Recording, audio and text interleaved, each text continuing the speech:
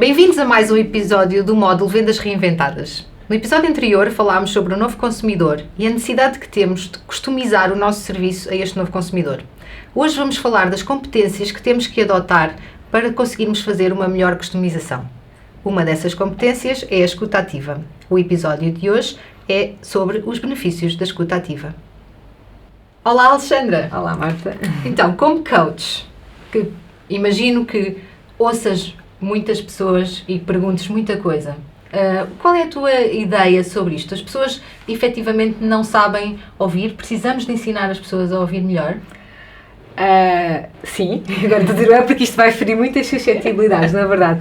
Acho que a maioria das pessoas, seja num contexto pessoal ou profissional, se tu lhes perguntares, vão dizer sempre que são as melhores ouvintes. Eu tenho muitas pessoas que chegam até mim, enquanto coach, e dizem, eu adorava ser coach porque, efetivamente, eu tenho imenso jeito para dar conselhos e dizer e ajudar as minhas pessoas. E isso é logo sintomático, muitas vezes, não é assim, do nível de escuta, ou seja, a grande maioria de nós ouve para responder, ok? É onde nós nos enquadramos de uma forma geral. Portanto, sim, faz sentido ensinar a ouvir. E isto de ensinar a ouvir implica que eu tenho que aprender a ouvir de uma forma mais global, mais empática e também de um lugar com maior presença, ok? Acima de tudo, e isto é o que eu acredito em termos do que é uma das competências principais do coaching também, é saber ouvir, e é uma boa medida do respeito que nós mostramos pela outra pessoa que está à nossa frente. Alexandra, pronto, aqui começamos a discordar. Eu acho que respeito é uma palavra um bocadinho forte, não achas? Eu às vezes estou numa reunião e é verdade que não estou perfeitamente em escuta ativa, mas na verdade o que eu estou a fazer é gerir o meu tempo, não é?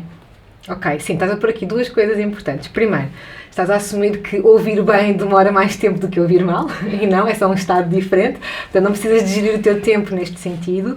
Depois tocas num ponto muito importante, antes de eu passar aqui um exemplo, que é, quando nós falamos de escuta ativa, nós hoje vamos falar, e é importante também esclarecer isto para as pessoas que nos estão aqui a ouvir, nós vamos falar de escuta ativa como um tipo de escuta que nós devemos aprender e desenvolver sempre que queremos criar maior proximidade e uma relação de confiança com outra pessoa, o que significa que eu não vou estar sempre neste nível de escuta, não é? Portanto, posso estar noutro nível de escuta diferente.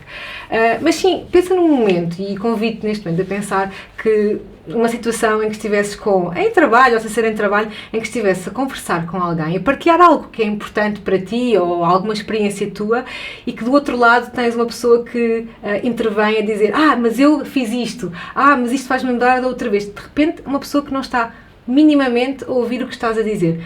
Podes não falar de respeito, mas podes falar de desinteresse, de desatenção, e muito provavelmente não será a partir daí que consegues construir uma relação mais próxima com outra pessoa. Não sei se concordas. Isso eu compreendo. Então, mas imagina, como é que eu sei que tipo de escuta ativa eu estou a fazer, qual é o meu grau de escuta ativa e como é que eu posso aprender a escuta ativa? Olha, acima de tudo, quando nós falamos de escuta ativa, é mesmo a escuta mais global, mais empática. Isto significa que há vários níveis de escuta, ok? Há a escuta nível 1, que eu falei há pouco, que é uma escuta em que nós, mais concretamente, estamos a ouvir à luz do conteúdo. Ou seja, eu estou-te a ouvir a ti, neste momento, e estou a processar internamente à luz do que é verdade para mim, das minhas crenças, das minhas ideias, da ideia que eu tenho de ti, por exemplo. Eu, essencialmente, estou a ouvir para responder, ok? Muitas vezes até dizemos que é um tipo de escuta mais autobiográfica, ou seja, eu quero entrar, e muitas vezes eu faço julgamentos, e o julgamento não é só dizer mal, é eu acho que sim, ou eu acho que outra coisa qualquer, portanto, eu intervenho com a minha opinião, e isto é um tipo de escuta que normalmente estamos mais a desenvolvê-la no nosso dia-a-dia, mas que nos leva um pouco a um maior distanciamento e que não cria proximidade. Esta proximidade que nós falamos ser tão importante nesta relação com o cliente, concretamente na farmácia. Então, era exatamente isso que eu te ia pedir. Podes dar um exemplo deste nível de escuta, por exemplo, do que aconteceria com este nível de escuta no balcão de uma farmácia, por exemplo? Olha, posso dar um exemplo, por exemplo, com probióticos, que é algo que eu tenho comprado muito normalmente e tenho assim mais na minha ideia, por causa do meu filho. Então, imagina que és o farmacêutico, ok? E imagina que eu, enquanto cliente, vou à farmácia e simplesmente digo, olha, eu queria um probiótico, mas queria levar um probiótico diferente da última vez porque o último que eu levei não resultou. E tu, enquanto farmacêutica, nesta escuta, nível 1, perguntas simplesmente, ok, então mas o que é que levou da outra vez? Simplesmente para forneceres algo. Para não dar o mesmo. Para não dar o mesmo, exatamente. E atenção que eu não tenho que dizer que isto é uma prática comum, mas isto acontece, pode acontecer neste tipo de produtos que são muitas vezes até de aconselhamento em muitos casos, ok? E basicamente aqui eu perdi uma oportunidade. Eu perdi uma oportunidade de perceber porque é que porque é que o tratamento não resultou, inclusive nem sei se foi a própria pessoa que tomou ou não o probiótico, ok? E houve aqui uma série de informação que eu, ao não fazer uma pergunta e ao estar neste nível de escuta mais automático, eu perdi a oportunidade de fazer. Eu aconselhei um probiótico, o cliente sai da farmácia com o probiótico, mas não sabemos se vai resultar. Exato. E eu não criei não usei esta oportunidade para criar uma relação mais próxima com a pessoa e de maior confiança, não é? Enquanto farmacêutico, neste caso. Imagino que vais fazer isso no nível 2, não é? Como é que é então o nível 2 de escuta ativa? Sim, e fazendo aqui já o disclaimer, estamos a falar de 3 níveis de escuta, ok? O nível de escuta, nível 2, é o nível a partir do qual nós já começamos a criar um espaço para ouvir o cliente, a pessoa que está à nossa frente, e a partir daqui é mais possível ouvir, criar uma relação de confiança, ok? E o que é que muda neste nível de escuta? Muda essencialmente que eu não estou a ouvir à luz daqui dos meus comentários internos e do meu modelo do mundo, mas eu estou realmente presente para a outra pessoa. Eu estou num lugar de curiosidade. Eu vou querer saber mais, ok? Eu não vou, e isto é um lugar que nos convida muitas vezes a calar a nossa vozinha cá dentro, que quer logo saltar com uma ideia, com um conselho, com o que é que seja. Não. Primeiro, perguntar, o conselho não entra aqui, ok? Nesta fase que estou a explicar. E como digo, é isso, neutralidade, curiosidade, o tal respeito que estava a falar contigo, e acima de tudo tentar silenciar este nosso diálogo interno para trazer mais possível do outro lado, do cliente. Sabes, estás a falar com uma consultora, não é? Portanto, dizes a um consultor que se tem que refriar, dar a sua opinião, é complicado. Eu, na minha ideia, uma conversa produtiva implica eu dar a minha opinião também, não é? Olha, primeiro, posso-te perguntar, produtiva para quem, não é? Nós temos que saber quem é que quer produzir nesta conversa. E, acima de tudo, nós temos que pensar que tem que ser produtiva para o meu cliente, para a pessoa que está do outro lado. E para ser produtiva para essa pessoa, eu tenho que saber o máximo que eu conseguir para depois responder o melhor, não é? E sim, obviamente as pessoas vão à farmácia à espera de um conselho do farmacêutico. Eu não estou a dizer para isso não ser feito. Eu estou a dizer é que até lá há um caminho que se pode fazer, há um lugar que se pode criar para que as pessoas possam realmente conhecer mais. E não digo só porque nesta conversa eu posso realmente colocar mais questões, que é onde nós começamos a entrar aqui, não só para um melhor aconselhamento ou diagnóstico, mas também para criar proximidade, ok? E existe espaço para isso nessa conversa, não é? Então, e se pegares naquele exemplo anterior? Sim. Consegues... Este nível de escuta. Sim, imagina que o farmacêutico, em vez de perguntar, em vez de perguntar só qual é que foi o probiótico que levou da outra vez, eu posso, por simplesmente, perguntar o que é que não resultou concretamente da outra vez, ou como é que tomou, ou quem é que tomou. Não é? Aquela pergunta quem é que tomou? Quem é que tomou? Porque estamos a falar, de um produto claramente que podia ter sido alguém da família, podia ter tomado, não é? E outra pergunta muito importante, que estes farmacêuticos farão muito mais do que eu me estou a lembrar, porque estão aqui em termos, estou a falar do meu modo de coach, que é se existe já alguma outra, se é uma sintomatologia que já está associada a algum quadro gastrointestinal, se há alguma alteração. Pronto, essas perguntas mais de rastreio, dizia eu, de entender. E eu, enquanto farmacêutico, naquela situação, antes de saltar rapidamente para trazer um novo probiótico, eu fazendo estas perguntas fiquei a saber, por exemplo, coisas como não resultou, primeiro porque a senhora tinha levado em gotas e o que gosta mais de tomar é em cápsulas ou em saquetas, e como não levou na apresentação que gosta mais, não tomou todos os dias. Pronto, logo a partir daí já não resultou tão bem. Depois fica a perceber também que a pessoa acha que um probiótico tem um efeito imediato de 2 ou 3 dias. Tenho a oportunidade de explicar à pessoa que para fazer um probiótico tem que fazer durante mais tempo, de uma forma mais continuada. Então, e aqui eu não estou só a vender, eu estou a prestar um serviço, eu estou a esclarecer. Portanto, isto poderia ser um exemplo. No final, eu podia inclusivamente a aconselhar o mesmo probiótico do exemplo anterior, mas estou efetivamente a construir algo aqui e a prestar um melhor serviço, não é? Junto do meu cliente. Eu estou a gostar imenso desse serviço que me estás a prestar. Estou a gostar imenso, estou-me a sentir acarinhada com o teu aconselhamento.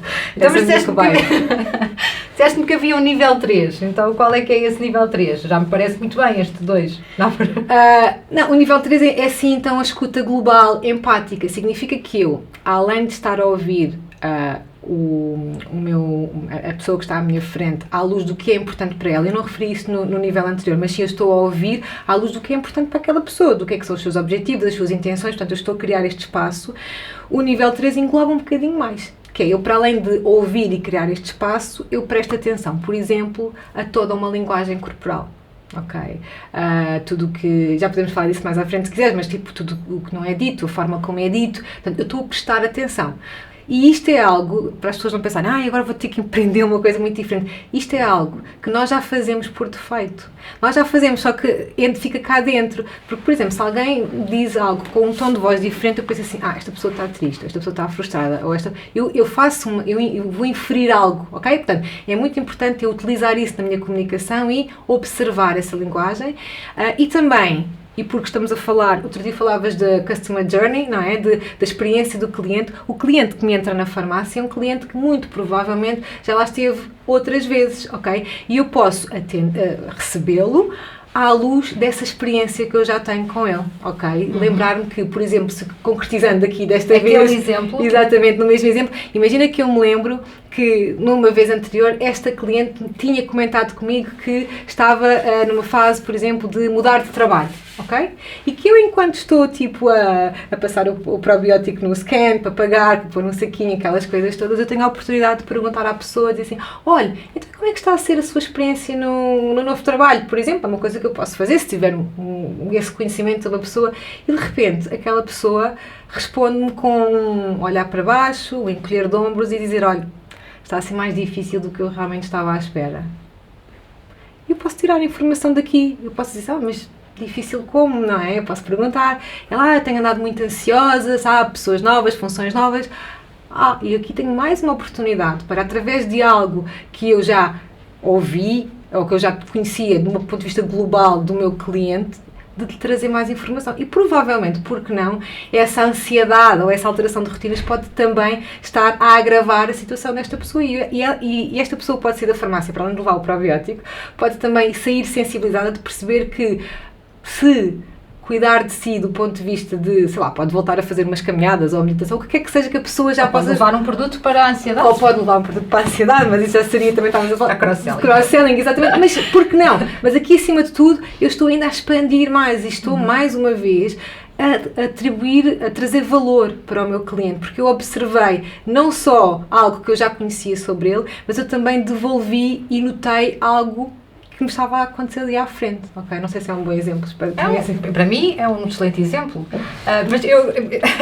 mas eu preciso de um bocadinho mais que isso. Tu sabes que eu preciso de um bocadinho mais que isso. Que é, isto é tudo muito relativo ainda, com estes exemplos ainda fica assim um bocadinho lato. Se eu quiser começar amanhã a fazer escuta ativa, o que é que eu devo fazer? Então, para pessoas como a Marta, pegam no papel e numa caneta e fazem um plano. Porque pode fazer assim. Isso. E faço um plano. Eu faço um plano. E como é que eu consigo implementar isto? E podemos implementar nas nossas equipas. Primeiro, eu tenho que escolher com quem é que eu posso praticar, certo? Eu preciso de praticar.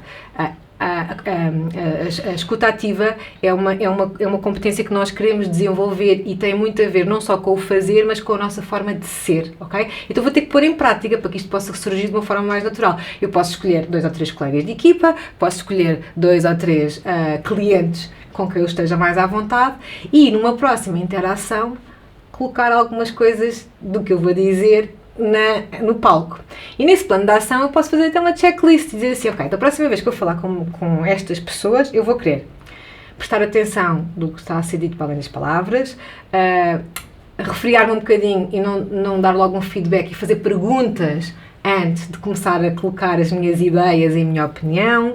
Eu posso, no sentido disso, colocar boas questões mais abertas, ou usar algumas técnicas que, por exemplo, que me ajudam a não assumir. E imagina, posso pôr na minha checklist dizer assim, fazer o que se chama parafrasear, que é quando alguém fala durante muito tempo, eu faço tipo assim um resuminho só para clarificar, ok? Posso pôr estes pontos-chave que compõem a escuta ativa, tipo uma checklist, e posso prestar atenção e perceber como é que eles resultam e o benefício disso ao longo do tempo. E faz sentido colocar, por exemplo, nessa checklist ou nessa lista aquilo que eu já sei desta pessoa? Podes, se quiseres. Cuidado com o RGPD. Não, mas lá está. Podes, se te facilitar no início, porque isso pode te remeter para deixa-me lembrar o que é que existe aqui do ponto de vista global, o que é que está à minha frente. Ajuda-me a não assumir tanto, ok? Ajuda-me realmente a ir mais para o campo da pessoa e não tanto para o meu campo. Claro. Okay? Falaste em linguagem não verbal. Queres... Sim, podemos construir um bocadinho mais na linguagem não verbal. Muito importante é ouvir para além das palavras. Isto implica a linguagem corporal, tudo o que é postura, tudo o que é expressões faciais, tudo o que é manifestações físicas de algumas emoções. Por exemplo, as pessoas quando estão nervosas ficam mais vermelhinhas ou transpiram das mãos, e são coisas que nós podemos observar e que nos dão informação. Temos é que aprender a devolvê-la, ok? Também posso falar sobre isso. Então, neste caso que eu dei anteriormente, quando o farmacêutico perguntou como é que estava a ser, percebeu claramente que a pessoa alterou a sua postura corporal, baixou a cara, encolheu os ombros, ok? E isto é informação.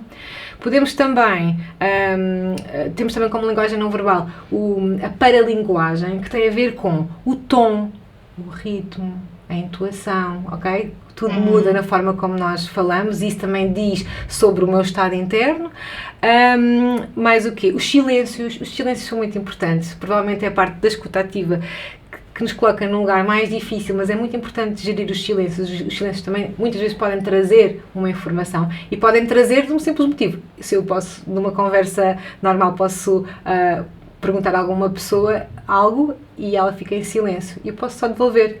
Eu notei quando fiz esta pergunta, tu ficaste em silêncio. E deixamos assim, e a pessoa vai devolver. Às vezes pode estar a processar, às vezes pode ser algo que seja difícil para essa pessoa. São melhores respostas, às vezes, depois de um silêncio. Sim, são melhores respostas. E ainda, eu acho que já falei essencialmente de tudo. Da energia, do humor, e acima de tudo, quando ouvimos as palavras, tirarmos delas o valor. O que é importante para a pessoa? Porque imagina, deixa-me dar um exemplo muito rápido. Uma mesma pessoa vai para a farmácia e pede um produto de higiene íntima, por exemplo. E pede um produto de higiene íntima que tenha os ativos A, B ou C. Não interessa, a pessoa já vem informada, já vem com uma ideia. Eu rapidamente percebo que aquela pessoa é o tipo de pessoa que gosta de comprar um produto já com a noção de quais é que são os ativos, o que é que vai fazer, o que é importante para ela, provavelmente a eficácia, provavelmente pode ser a formulação, mas eu consigo tirar essa... É diferente do que uma pessoa chegar à farmácia e dizer assim, eu quero um produto de higiene íntima. Assim, não é? É diferente. Então eu consigo inferir daí, essencialmente. Isto é o que tem a ver com o ouvir para além das palavras. E falaste também da importância das perguntas, não é? Como é que se faz boas perguntas? Olha, boas perguntas, no exemplo que eu dei, são perguntas abertas e no geral, e na farmácia eu acredito que sejam muito habituados a fazer esse tipo de perguntas, que são perguntas mais exploratórias, não é? De tentar perceber a sintomatologia, tentar perceber o que é que leva a pessoa lá, e são perguntas que nos abrem e que não têm uma resposta sim ou não. Como, quando, porquê, quem, ou seja, perguntas que me permitem abrir a resposta em vez de condicionar. E também é muito importante fazer as perguntas fechadas na altura de clarificar, porque às vezes, e isto acontece muito nas farmácias também, as pessoas vão lá falar da vida toda e de repente é importante eu daquilo tudo tirar algo que seja o que é concreto, não é? Para mim, então, deixe-me entender, era isto que queria dizer? Ok, então aqui estou a fechar. E muitas vezes até podemos brincar com as perguntas, podemos fazer perguntas de escala. Há pessoas que às vezes dizem que têm uma dor, mas não sabem bem como é que é a dor, ou outro tipo qualquer de queixa. Eu posso dizer, olha, de 1 a 10, tipo, quanto é que é essa dor? Ou de 1 a 10, quanto é que está melhor? E isto ajuda-me a materializar. Podemos brincar com estas perguntas, mas acima de tudo ter em mente que o objetivo delas é trazer mais informação. Então, agora só para quase encerrar, para uma pessoa prática que gosta de planos e ferramentas, se tivesses que dizer quais eram os 2 benefícios da escuta ativa, assim mais palpáveis, o que é que dizias que é? Que são? Primeiro é a relação de confiança com o cliente, ou seja, eu consigo uma maior proximidade, uma maior confiança que vai para além da tal credibilidade, tu falavas outra vez, tem a ver mesmo com a confiança na pessoa, ok, esta pessoa está mesmo aqui para mim. E outra, eu presto um melhor serviço, porque no limite, se nós pensarmos que a pessoa chega à farmácia com um problema, qualquer que seja, e que eu estou a ajudar a resolver, se eu ouvir mais, eu vou ter mais informação, eu vou resolver melhor aquele problema, e às vezes até resolvo para além daquele problema. Então, eu diria que são estes dois os principais benefícios da escuta ativa. E hoje em dia está ameaçada a escuta ativa nas farmácias, porque de facto estamos com máscara, estamos com acrílicos, a linguagem não verbal fica um pouquinho escondida atrás destes muros. Está ameaçada? Sim, não. Na verdade realmente a máscara tapa a minha expressão aqui, nesta zona, não é? O acrílico cria algum distanciamento, mas eu continuo a poder estar atenta. Eu até diria, é mais uma razão para eu querer estar atenta a outras coisas que já me estão a ser vedadas naturalmente do ponto de vista destas barreiras físicas. Portanto, a mensagem que eu gostaria de deixar aqui é que a escuta ativa não requer mais tempo, necessariamente, às vezes daí podem surgir muitas conversas, mas escuta ativa não requer mais tempo, mas requer sim uma melhor qualidade e uma maior presença ao ouvir a pessoa que está à minha frente. Obrigada, Alexandra. Obrigada também por terem assistido a este episódio dos benefícios da escuta ativa. Ficámos de facto a conhecer quais os tipos de escuta ativa, como pôr em prática e quais os benefícios da escuta ativa no nosso dia a dia. Até ao próximo episódio.